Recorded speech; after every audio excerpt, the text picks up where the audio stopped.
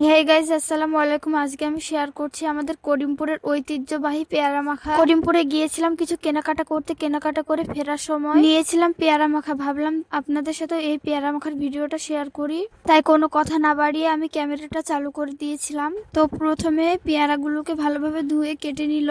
আমরা বাড়িতে যতই ভালো করে মাখাই না কেন, এই মামাদের মতো টেস্ট কখনোই হয় না। এই মামাদের হাতে জাদু আছে, আর আমার বাইরের পেয়ারা মাখায় সবসময় খেতে ভালো লাগে। তো কথা না বাড়িয়ে মামা কি কি দিচ্ছে সেটা বলে দিই।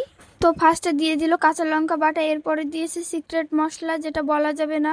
এটা যে কি মশলা সেটা আমি নিজেই জানি না। এরপরে দিয়েছে বিট লবণ, সবশেষে দিয়ে দিল কাসুন্দি। এবার এই পেয়ারাগুলোকে ভালোভাবে মাখিয়ে নিচ্ছে মামা। পেয়ারা মাখাটা দেখেই আমার লোভ লাগছিল। আর আপনারা যদি এরকম পেয়ারা মাখা খেতে চান, করিমপুরে এই মামার দোকানে অবশ্যই ভিজিট করবেন। কথা বলতে বলতে পেয়ারাটাও মাখানো হয়ে গেল, সবশেষে আমাদের হাতে ধরিয়ে দিল। আর এটা খেতে যে কি মজা হয়েছিল, খুবই ঝাল হয়েছিল।